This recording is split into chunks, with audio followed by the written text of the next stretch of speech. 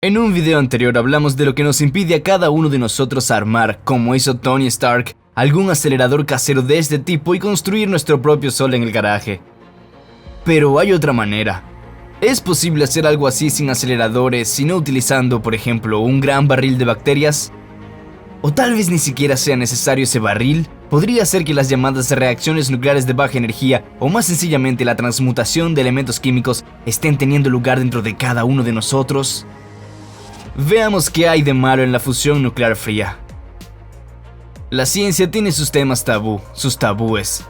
Uno de estos temas es la fusión nuclear fría o transmutación de elementos. Este proceso se suele considerar una especie de falsa alquimia medieval, aunque de hecho vemos procesos similares casi todos los días. Un huevo de gallina corriente nos ayudará a comprobarlo. La ciencia nos dice que todo lo que ocurre en la materia viva es una reacción puramente química. Pero en realidad no es tan sencillo. Se llevó a cabo un experimento. Se alimentó a los pollos solo con avena, midiendo con precisión su contenido de calcio. Luego comprobaron el contenido de calcio en los huevos y los excrementos de las gallinas y descubrieron que las aves producían 4 veces más calcio del que ingerían con su comida. Al principio la respuesta de los bioquímicos era muy vaga. El ave obtiene el calcio de su esqueleto. Pero obviamente, si una gallina tomara constantemente calcio para la cáscara de los huevos de su esqueleto, no quedaría nada de ella después de un par de cajas de huevos. Al fin y al cabo, si las gallinas no tienen suficiente calcio, ponen huevos con cáscara blanda al cuarto o quinto día. He aquí una imagen de un anuncio de los años 90 sobre el calcio, tan importante no solo para los huevos, sino también para los dientes. Sin embargo, si una gallina es alimentada con potasio, el siguiente huevo que ponga ya tendrá una cáscara dura. Resulta que en este caso el potasio rico en avena se transmuta en calcio. En los laboratorios científicos estas reacciones solo pueden tener lugar a alta presión y temperatura. Los organismos vivos realizan esta síntesis a temperatura ambiente. Para explicar de algún modo este fenómeno, los bioquímicos empezaron a desarrollar la idea de las enzimas, misteriosas sustancias que son catalizadoras en estos procesos naturales. Sin embargo, hasta ahora nadie ha sido capaz de explicar este misterioso proceso. Simplemente han acuñado una palabra ingeniosa que supuestamente lo explica todo. También existe este estudio. Una vez que el polluelo sale del cascarón, su cuerpo contiene 4 veces la cantidad de calcio que había originalmente en los huevos. Sin embargo, el calcio de la cáscara permanece en la misma cantidad. ¿De dónde sacó el bebé el calcio extra? ¿Las enzimas también hicieron lo que pudieron? Fenómenos similares son comunes en las plantas. Ya en 1600, el químico flamenco Jean-Baptiste Helmont plantó un árbol en una maceta de arcilla con 100 kilos de tierra. Durante los 5 años siguientes, el árbol no recibió más que agua. Cuando el experimentador sacó el árbol de la maceta y lo pesó, resultó que había aumentado su peso en 85 kilos, mientras que el peso de la tierra no había cambiado. Resulta que el árbol estaba convirtiendo el agua ordinaria en madera, corteza y raíces. Los escépticos dirán que esto es el resultado de la fotosíntesis, por la que el árbol convierte la energía solar en sustancias que necesita. Pero la fotosíntesis es también un tema para un video aparte, porque todo el problema es que, según los cánones químicos y físicos, esta energía no es definitivamente suficiente para una síntesis tan masiva de sustancias, literalmente de decenas de kilogramos. Se han realizado muchos experimentos de este tipo. Todos mostraron una cosa: las plantas pueden convertir el fósforo en azufre, el calcio en fósforo, el magnesio en calcio, etc. Por ejemplo, este tipo de investigación fue llevada a cabo por Pierre Baranger, profesor y director del Laboratorio de Química Orgánica de la famosa Escuela Politécnica de París. En 1963, Baranger había aportado pruebas irrefutables de que, durante la germinación de semillas de legumbres en una solución de sales de manganeso, el manganeso desaparece y aparece el hierro en su lugar. En un intento por arrojar luz sobre el mecanismo de este fenómeno, descubrió una serie de factores interrelacionados asociados a la transformación de elementos en las semillas, como el momento de la germinación, el tiempo de iluminación e incluso la fase exacta de la luna. Por cierto, cualquier jubilado que se respete conoce las fases de la luna, pero eso es solo la alquimia más profunda a los ojos de la ciencia moderna. Baranger dijo sobre su investigación: enseño química en la Escuela Politécnica desde hace 20 años y créanme, el laboratorio que dirijo no es un antro de pseudociencia. Pero nunca he confundido el respeto a la ciencia con el deseo de ajustarse a la doctrina existente. Para mí, cualquier experimento cuidadosamente realizado contribuye al avance de la ciencia, incluso si va en contra de nuestras creencias establecidas. Baranger determinó que el contenido de fósforo y potasio de las semillas de guisantes que crecen en agua destilada no cambia en absoluto. Pero si las semillas crecen en una solución de sales de calcio, su contenido de fósforo y potasio se dispara en un 10%, aumentando el contenido de calcio en ambos grupos. El fenómeno de la conversión biológica de los elementos también trastoca los fundamentos de la agricultura moderna, para la que se ha convertido en norma verter toneladas de fertilizantes químicos en los campos. La agricultura, con sus métodos agresivos e intensivos basados en la química desnuda, acaba fracasando. Un aumento significativo del rendimiento es solo un fenómeno temporal, y la posterior derrota de las plantas por las plagas y enfermedades es simplemente una consecuencia del desequilibrio biológico. Los compradores de fertilizantes artificiales se vuelven totalmente dependientes de ellos. Lo mismo ocurre con las plantas, se vuelven adictas a sustancias químicas fácilmente absorbibles que estimulan su crecimiento, pero solo temporalmente. No en vano, Louis Victor de Broglie, que ganó el premio Nobel por el descubrimiento de las propiedades ondulatorias del electrón, dijo: "Es demasiado pronto para que los científicos expliquen los procesos vitales debido al fracaso de los conceptos de la física y la química del siglo XIX e incluso del siglo XX". A pesar del triunfo exterior de la ciencia, en las pantallas de los aparatos modernos desde los que ven este video, todavía no sabemos de qué está hecho un protón, un electrón, una corriente eléctrica. Con estas palabras simplemente estamos encubriendo nuestra ignorancia. De hecho, no sabemos realmente qué es la materia. Los físicos lo confirman con declaraciones sobre la materia oscura, que según sus cálculos astrofísicos constituye una gran parte, hasta el 90% del universo.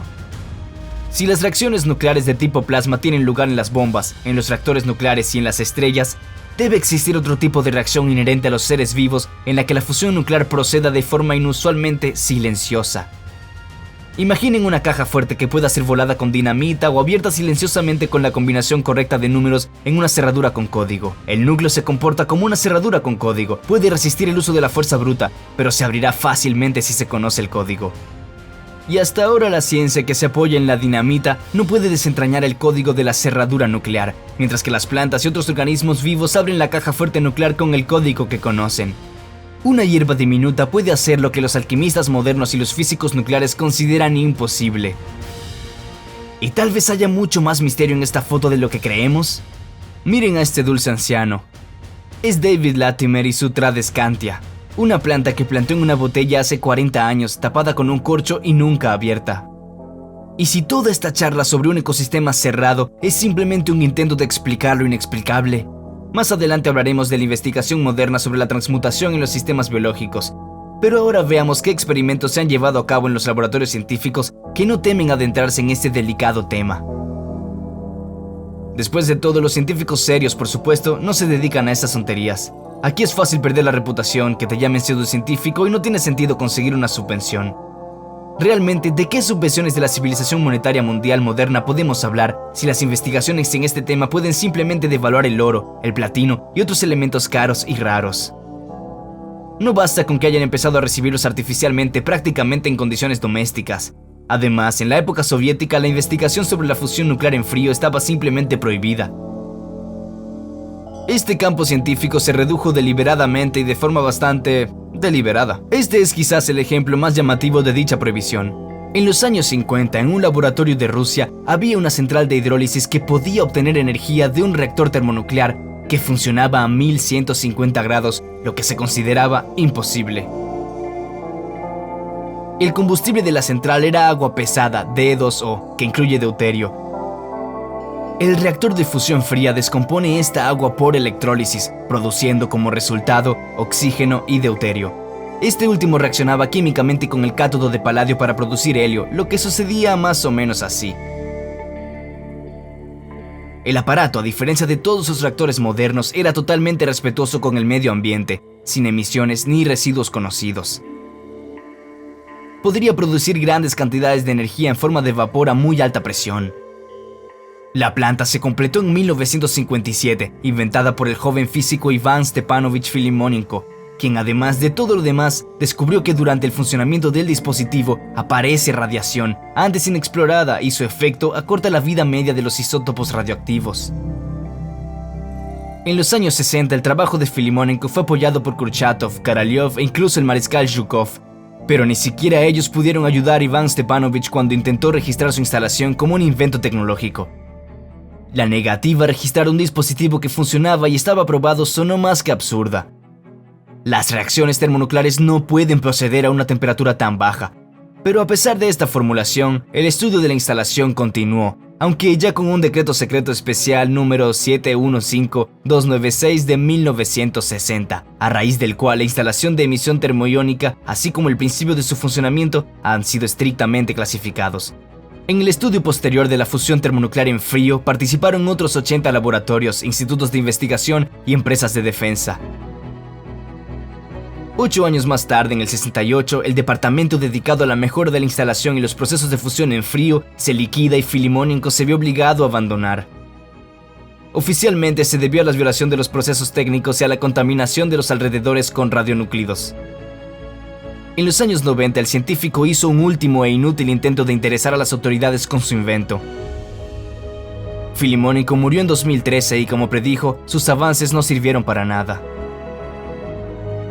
Esta historia puede parecer inverosímil para algunos, y alguien dirá una vez más que si Filimónico quisiera promocionar su planta milagrosa, habría dado todos los dibujos para que se colgaran en internet para el acceso público, y todos los demás talleres ya estarían haciendo un reactor similar.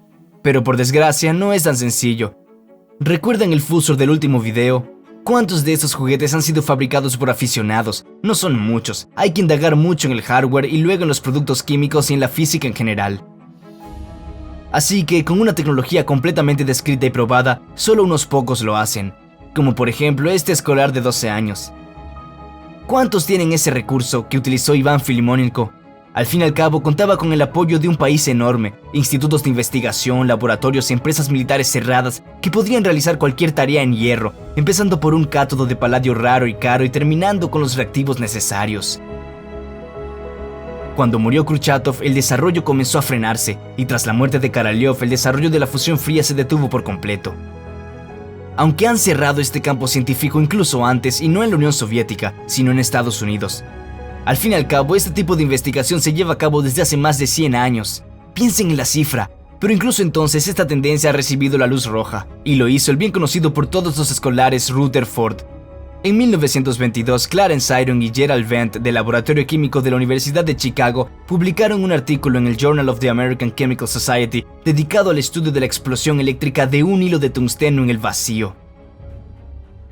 La electroexplosión no tiene nada de exótico. En la vida cotidiana lo vemos todo el tiempo cuando las bombillas incandescentes se queman en un cortocircuito.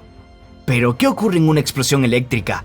Si la corriente que circula por el hilo metálico es elevada, el metal comienza a fundirse y evaporarse. El plasma se forma cerca de la superficie del hilo. El calentamiento es desigual. Aparecen puntos calientes en lugares aleatorios del cable donde se libera más calor. La temperatura alcanza un pico y el material explota. Lo más sorprendente de esta historia es que los científicos esperaban originalmente detectar experimentalmente la descomposición del tungsteno en elementos químicos más ligeros. Prepararon cuidadosamente el experimento y lo llevaron a cabo de forma brillante y con medios muy sencillos. La electroexplosión de un hilo de tungsteno se realizó en un matraz de vidrio esférico, cerrando sobre él un condensador de 0,1 microfaradios, cargado a una tensión de 35 kilovoltios. El hilo se colocó entre dos electrodos de tungsteno de fijación soldados en el matraz en dos lados opuestos. Además, la bombilla tenía un electrodo espectral adicional que servía para encender la descarga de plasma en el gas formado tras la explosión eléctrica.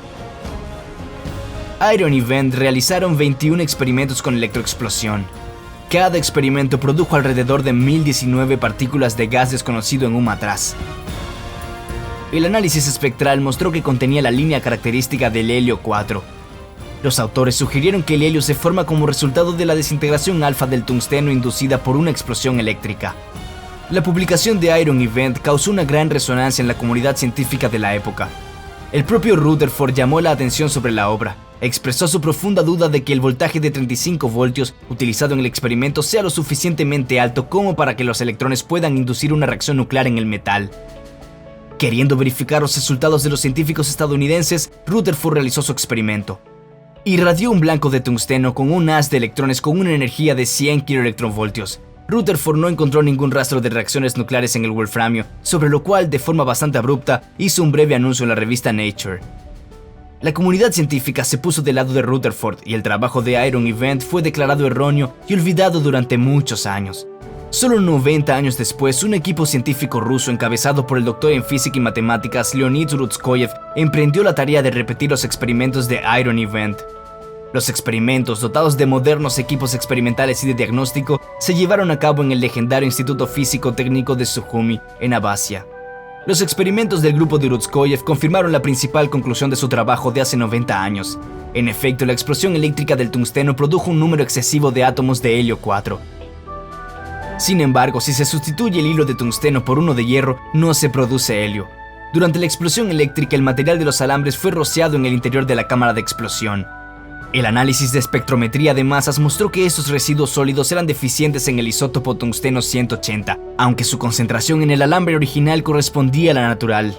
Todo esto indicaba la desintegración alfa del tungsteno o algún otro proceso nuclear en la electroexplosión del cable.